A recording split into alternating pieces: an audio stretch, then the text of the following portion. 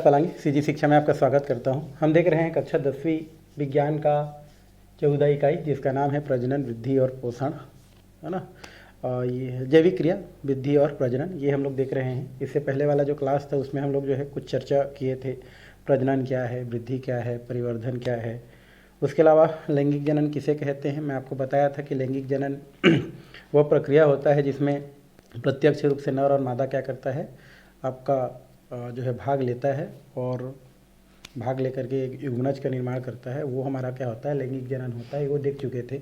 उसके अलावा आपका एक माहवारी क्या होता है, मासिक चक्र क्या होता है, वो भी हम लोग देखे थे। मासिक चक्र क्या होता है भाई, तो कोई भी जो स्त्री होता है उसके लगभग पर महीना बोल सकते हैं 24 से लेकर के जो 26 दिन में एक बार जो है माहवारी आता है। गर्भावस्था को अगर छोड़ दिया जाए तो, क्योंकि गर्भावस्था रहता है, जब गर्भकाल रहता है तो उस स्थिति में आपका मासिक चक्र जो होता है वो नहीं आता है गर्भावस्था में।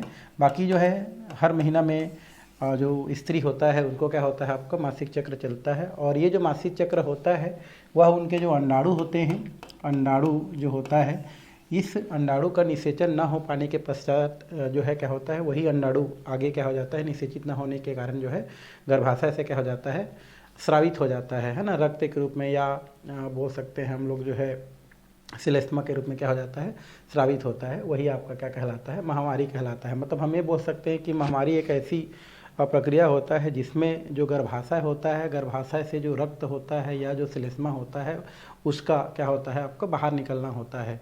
और वो तभी बाहर निकलता है जब गर्भाशय में जो हमारा क्या होता है, आपका बोल सकते हैं जो अंडाणु होता है वो निषेचित नहीं हो पाता है। तो उस स्थिति में क्या हो जाता है, वो शरीर से बाहर निकाल दिया जाता है और वही आपका माहवारी होता है। ये हम लोग पहले क्या कर चुके थे, देख चुके थे। उसके अलावा परागण क्या है, स्वपरागण क्या है, परपरागण क्या है, ये सब चीज़ हम लोग देखे थे, जहाँ से आपको क्या कर सकता है, क्वेश्चन कर सकता है। जैसे मैंने परागण बताया था, परागण क्या होता है भाई, तो जो भी हमारा क्या होता है, जो पुंकेसर होता है, पुंकेसर मतलब जो होता है हमारा नर जनन अंग, वहाँ से स्त्री केसर जो होता है, स्त्री जो केसर होता है जिसे मादा जनन अंग कहते हैं, तो उसके एक क्या होता है, वर्तिकाग्र होता है जो सबसे शीर्षस्थ भाग होता है।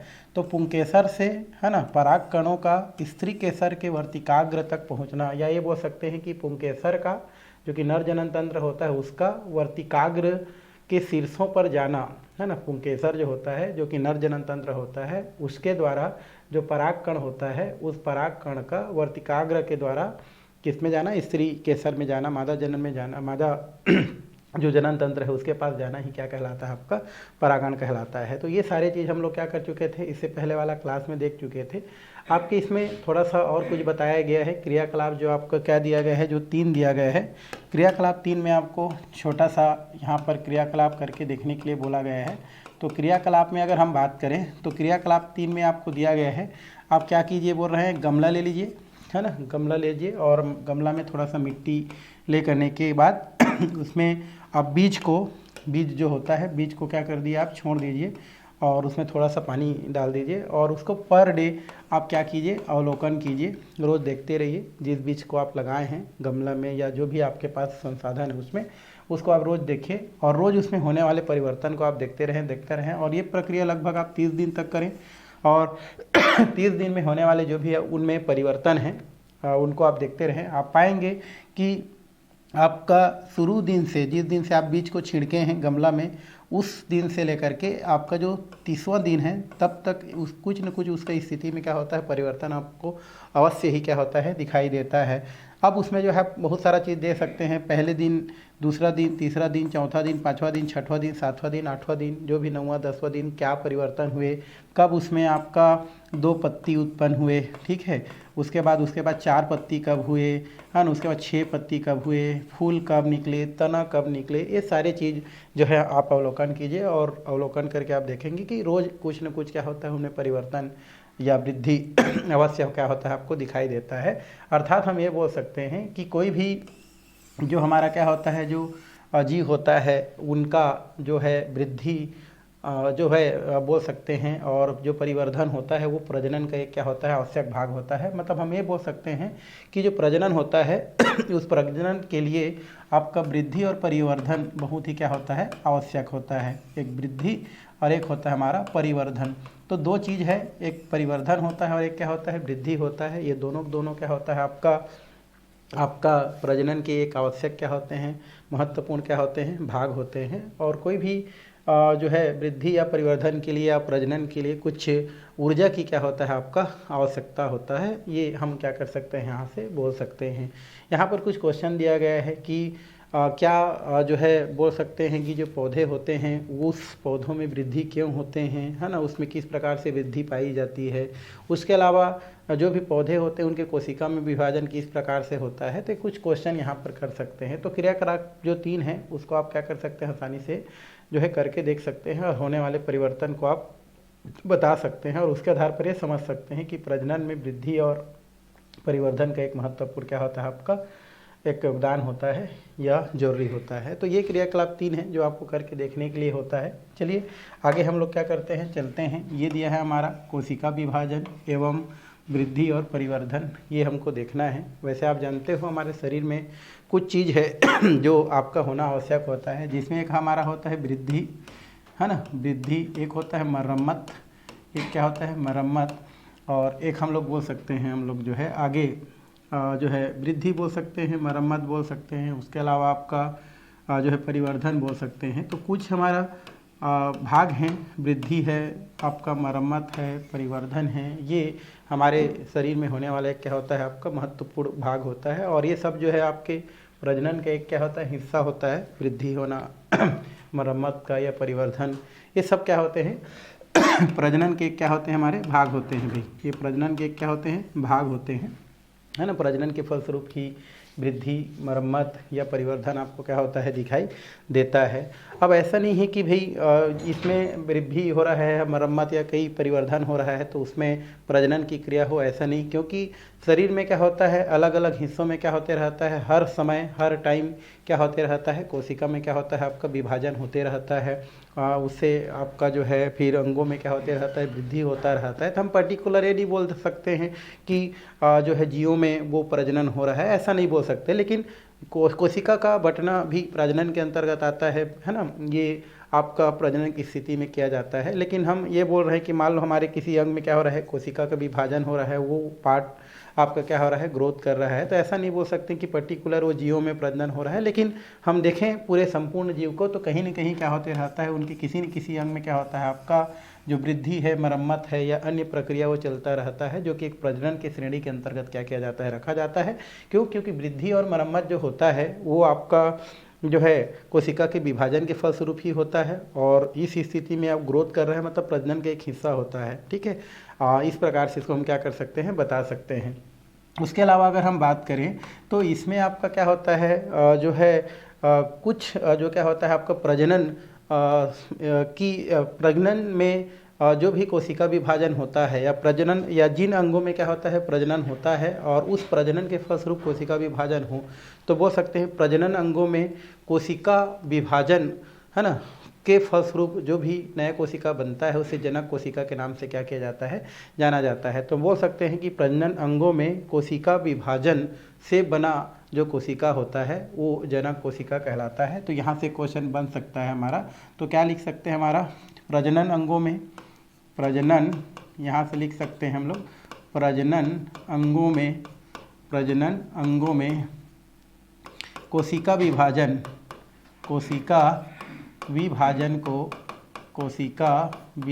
को हम क्या बोलते हैं, कोशिका विभाजन से बने कोशिका को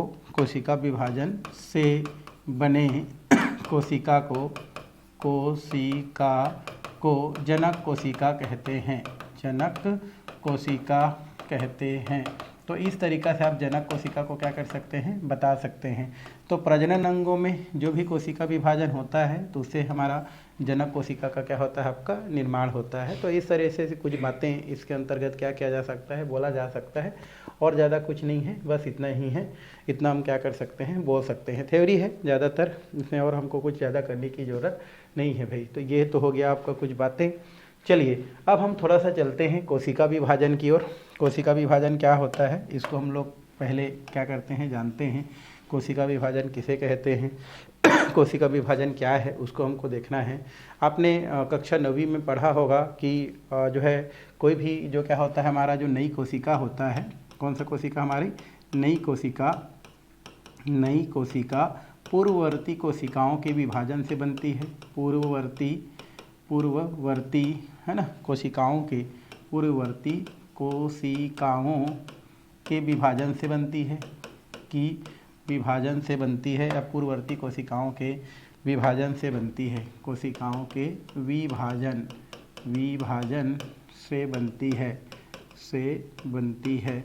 तो इस तरीक़ा से हम क्या कर सकते हैं, पढ़े भी हैं कि जो भी नया कोशिका बनती है वो कोशिका क्या होती है आपके पूर्ववर्ती कोशिका से या पूर्ववर्ती कोशिका के विभाजन से बनती है। और कोई भी कोशिका विभाजन के लिए कुछ ऊर्जा की क्या होती है आपकी आवश्यकता होती है। वैसे कोशिका विभाजन की अगर हम बात करें तो जो कोशिका विभाजन है वो कोशिका विभाजन कई वर्षों से इसके बारे में जो है खोज चल रही है, ठीक है। और इससे रिलेटेड जो है खोज है वो तब की स्थिति में हमको प्राप्त हुआ जब जो है आपका जो ऊतक होता है उसमें जो कोशिका है अनियंत्रित ढंग से जब क्या होता है आपका वृद्धि कर लेता है, बढ़ जाता है, तो उस स्थिति में इस स्थिति को हम कैंसर कहते हैं। तो वहाँ से आपका जो कोशिका विभाजन की जो प्रक्रिया है वो क्या होता है आपका स्टार्ट होता है।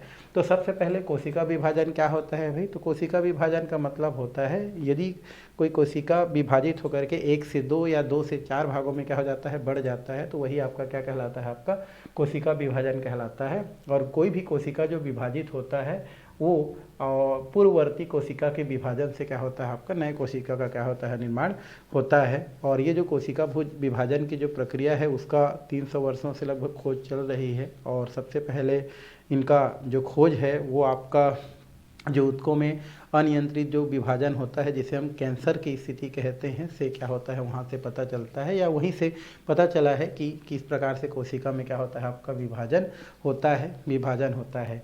यदि हम बात करें कोशिका विभाजन का, तो कोशिका विभाजन की जो प्रक्रिया है वो आपका कहाँ से स्टार्ट होता है, केंद्रक से स्टार्ट होता है। तो यहाँ पर लिख सकते हैं कोशिका विभाजन की प्रक्रिया, कोशिका विभाजन की प्रक्रिया कहाँ से स्टार्ट होता है भाई, केंद्रक से स्टार्ट होता है, प्रक्रिया केंद्रक से स्टार्ट होता है। तो लिख दिए कोशिका विभाजन की प्रक्रिया केंद्रक से शुरू होता है। प्रारंभ कहाँ से होता है हमारा, तो केंद्रक से शुरू होता है। फिर जो है आपका या केंद्रक ही उसका क्या होता है कोशिका विभाजन का क्या होता है आधार होता है। उसके पश्चात आपका जो है ना केंद्रक विभाजन के पश्चात कोशिका द्रव्य विभाजित होता है। और फिर जो है उसके कोशिका झिल्ली या जो झिल्ली होता है कोशिका झिल्ली वो क्या होती है आपकी विभाजित होती है और अंततः क्या हो जाती है कोशिका विभाजित हो जाती है। तो कोशिका जो विभाजन की प्रक्रिया है वो कहाँ से स्टार्ट होती है भाई, केंद्रक से शुरू होती है ना। फिर जो है आपका है ना कोशिका द्रव्य विभाजित होती है, कोशिका द्रव्य है ना कोशिका द्रव जो होती है विभाजित होती है। फिर कोशिका द्रव विभाजित होती है,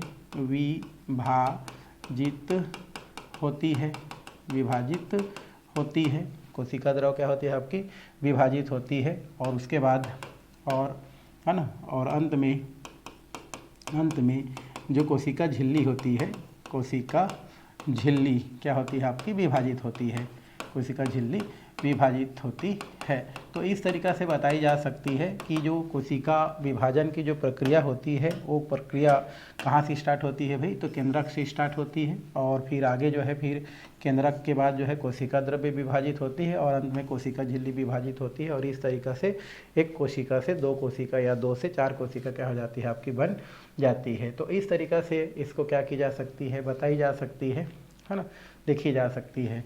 अब यहाँ पर जो कोशिका होती है जो विभाजित होती है, तो विभाजन के स्वरूप या विभाजन जब हो रही थी तो एक वैज्ञानिक था वाल्टर फ्लेमिंग, ये हमारा एक साइंटिस्ट क्या था हमारा वाल्टर फ्लेमिंग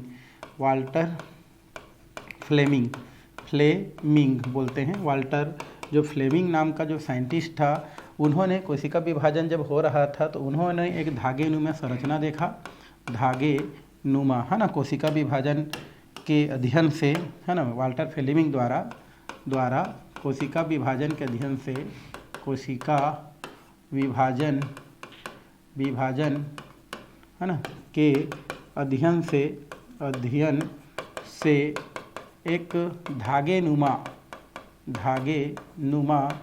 संरचना देखा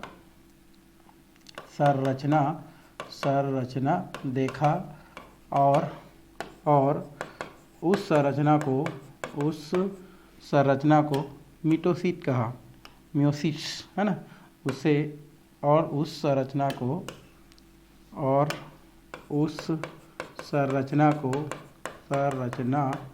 को मियोसिस, है ना, मिटोसिस बोल सकते हैं, मिटोसिस, है ना, कहा। तो इस तरीक़ा से हम क्या कर सकते हैं, बता सकते हैं कोशिका विभाजन क्या होता है भाई। तो कोशिकाओं का एक कोशिका से एक से अधिक कोशिकाओं में टूटना बटना क्या कहलाता है, कोशिका विभाजन कहलाता है।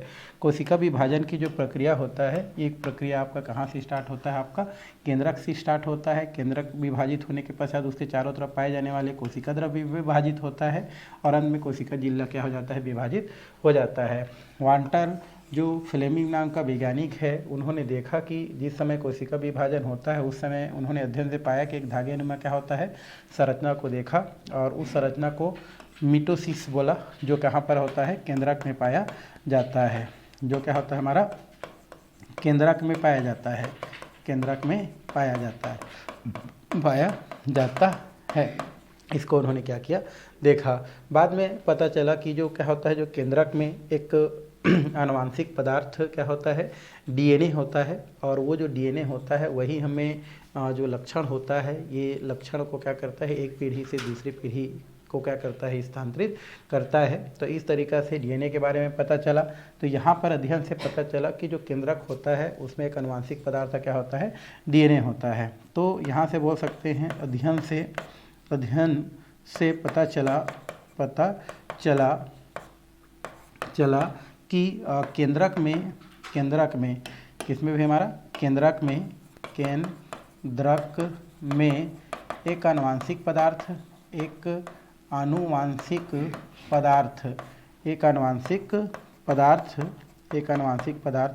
क्या होता है हमारा, डीएनए होता है। DNA deoxy ribo nucleic acid बोलते हैं, डीएनए होता है, जिसके कारण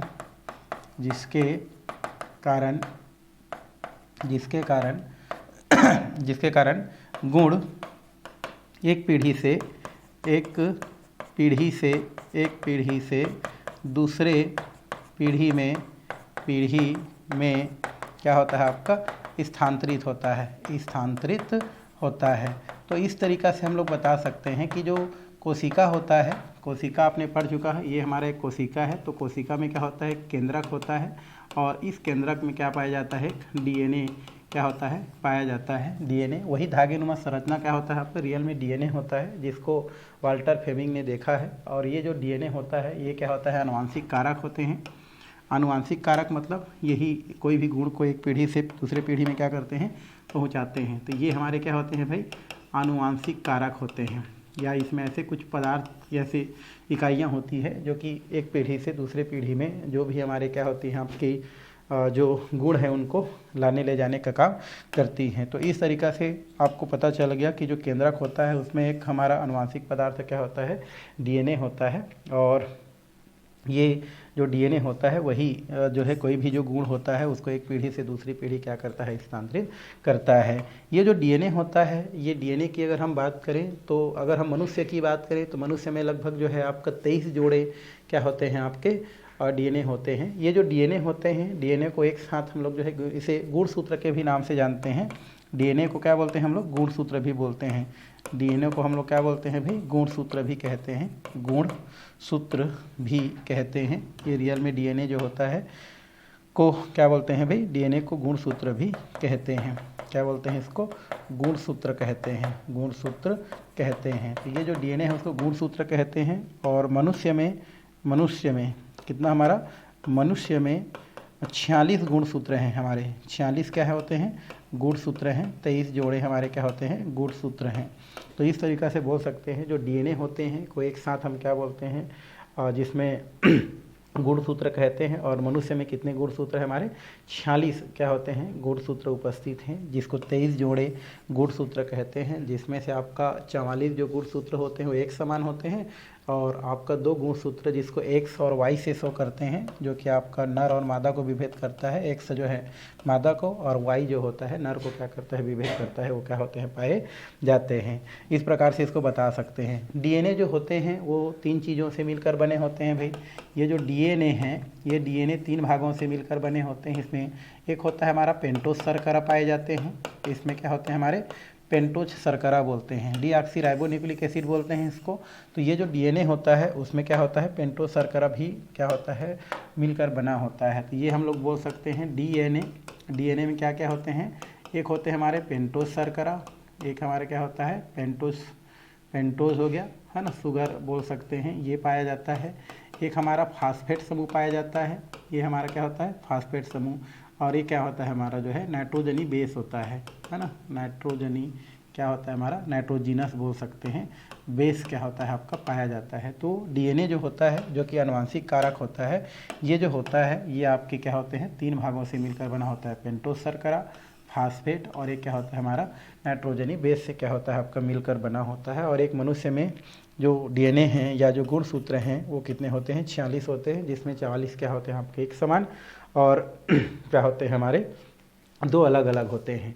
अब यहाँ पर क्या होते हैं? जब कोशिका विभाजन होते हैं, ठीक है, जब कोशिका विभाजन होते हैं उस समय आपका जब कोशिका विभाजन स्टार्ट होता है तो उस समय जो नया कोशिका बनता है, जैसे यहाँ पर एक कोशिका विभाजन से रिलेटेड आपको जो है चित्र दिखाया गया है कोशिका विभाजन। जैसे ये स्टार्टिंग वाला हमारा क्या होता है? एनिमल है, एनिमल सेल दिया गया है। और ये जो एनिमल सेल है जब इसका हम लोग क्या करते हैं? जिसमें विभाजन होता है, तो ये हमारा देखो एक एनिमल सेल आपको दिख रहा है। जब क्या होता है ये सेल में ग्रोथ स्टार्ट होता है तो ये हमारा इस प्रकार से इनके 2 स्थिति क्या होते हैं आपके? बनते हैं। एक होता है हमारा क्लेवेज फॉलो, यहाँ पर इस प्रकार से दिखाई देता है, और एक होता है हमारा कंट्रेक्टिल रिंग बनता है। और अंततः ये क्या हो जाता है? एक कोशिका से 2 कोशिका में क्या हो जाता है आपका? डिवाइड हो जाता है। उसी प्रकार प्लांट सेल में अगर हम बात करें तो प्लांट सेल ये आपको दिख रहा है ना, ये हमारा गोल्गी वेसिकल होता है। जैसे जैसे क्या होता है इसमें आपका डिवीजन स्टार्ट होता है, विभाजन स्टार्ट होता है, इनमें इस प्रकार से ये 2 स्थिति यहाँ पर क्या हो जाता है आपका? बन जाता है। ये सेल प्लाट बनता है, और अंततः ये भी क्या हो जाता है? एक कोशिका से 2 कोशिका में क्या हो जाता है आपका? इस प्रकार से विभाजित हो जाता है। जब एक कोशिका से 2 कोशिका बनता है, जब एक कोशिका से क्या होता है? विभाजन के फलस्वरूप 2 कोशिका बनता है, तो यहाँ पर जो क्या होता है? जो गुणसूत्र होता है वो पहले जैसे गुणसूत्र के समान ही होता है, ठीक है। यहाँ पर जैसे यहाँ पर जो गुणसूत्र होता है वही गुणसूत्र यहाँ पर बनने वाला जो संतति होता है उनमें भी वही गुणसूत्र क्या होता है? पाया जाता है। तो उस स्थिति में जो विभाजन होता है उसे समसूत्री विभाजन के नाम से क्या किया जाता है? जाना जाता है। जब कोशिका विभाजन हो और कोशिका विभाजन के फलस्वरूप नए कोशिका बनता हो और उस कोशिका में गुणसूत्र की स्थिति पहले जो कोशिका में गुणसूत्र होता है अगर उसी के समान हो तो वही हमारा क्या कहलाता है? समसूत्री विभाजन कहलाता है, समसूत्री विभाजन कहते हैं। तो यहाँ से आप क्या कर सकते हैं? समसूत्री विभाजन को क्या कर सकते हैं? बता सकते हैं, बताया जा सकता है कि जब कोशिका विभाजन के समय बने नए कोशिका में यदि गुणसूत्र की जो स्थिति है वो पूर्ववर्ती कोशिका के समान होता है तो ऐसे विभाजन को हम क्या बोलते हैं? समसूत्री विभाजन कहते हैं। तो यहाँ से हम लोग थोड़ा सा क्या करते हैं? उसको लिखते हैं, क्या बोल रहा है उसको देखते हैं, ठीक है। तो चलते हैं, है ना। कोशिका विभाजन, कोशिका यहाँ पर बोल सकते हैं विभाजन, विभाजन के फलस्वरूप, कोशिका विभाजन के फलस्वरूप बनने वाले नई कोशिका में या नए कोशिका में यदि गुणसूत्र की संख्या, गुणसूत्र की स्थिति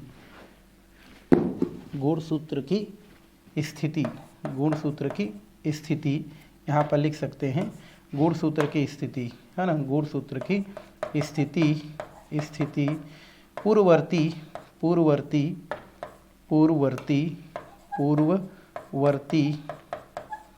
कोशिका के समान हो, पूर्ववर्ती कोशिका के समान हो तो इस कोशिका विभाजन को, तो इसे समसूत्री विभाजन कहते हैं। समसूत्री विभाजन कहते हैं। क्या कहते हैं इसको? समसूत्री विभाजन कहते हैं। समसूत्री विभाजन कहते हैं। तो इस तरीक़ा से हम समसूत्री विभाजन को क्या कर सकते हैं, बता सकते कि समसूत्री विभाजन क्या होता है भाई। तो जब कोशिका विभाजन होता है और कोशिका विभाजन के फलस्वरूप क्या होता है, जो नई कोशिका बनता है, यदि उस नए कोशिका में जो गुणसूत्र की स्थिति होता है वो पूर्ववर्ती जो कोशिका होता है उसमें उपस्थित जो गुणसूत्र के समान होता है, तो ऐसा जो विभाजन होती है वही आपकी क्या कहलाती है, समसूत्री विभाजन कहलाती है। तो इस तरीक़ा से कोशिका विभाजन से रिलेटेड बहुत सारे बातें क्या की जा सकती है, बताई जा सकती है। वैसे अगर हम बात करें गुणसूत्र की, तो जो गुणसूत्र होती है, गुणसूत्र से रिलेटेड जो भी बातें होती हैं, ये जो है आपका इसके बारे में सबसे पहले जो आपका जो है इसकी संरचना के बारे में इनकी जानकारी जो है बहुत सारे वैज्ञानिकों ने दी है, जिसमें गुणसूत्र के संरचना से रिलेटेड सबसे बढ़िया जो जानकारी है, ये आपकी जो जानकारी है वो कहाँ से प्राप्त होती है। दो साइंटिस्ट है हमारे, वाटसन और एक हमारे क्या थे, क्रिक। ये दो ऐसे साइंटिस्ट हैं जिन्होंने आपका गुणसूत्र से रिलेटेड इस प्रकार की जो संरचना होती है उसको जो है बताए थे, जिसके द्वारा गुणसूत्र की हमारी जो संरचना है उसके बारे में क्या होती है, हमको जानकारी जो है क्या होती है, प्राप्त होती है। इस प्रकार से आपकी क्या होती है, गुणसूत्र के किस प्रकार से संरचना क्या होती है आपकी बनती है। तो उसको तो नहीं, ये इस प्रकार से कुछ बातें जो है को यहाँ से क्या की जा सकती है, बताई जा सकती है। तो कोशिका विभाजन सरल है भाई।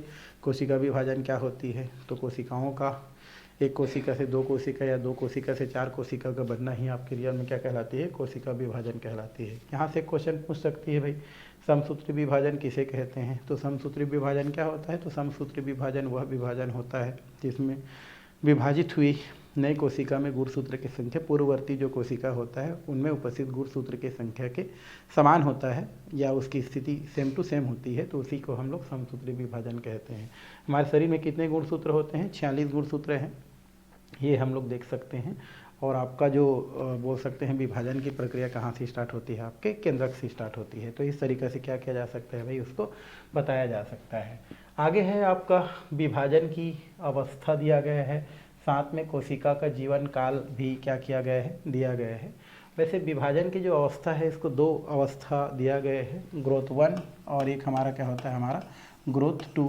ये दो स्थिति दिया गया है और ज़्यादा तो नहीं। यहाँ पर कुछ हमारा जो है स्ट्रक्चर के तौर पर इसको क्या किया गया है, बताया गया है।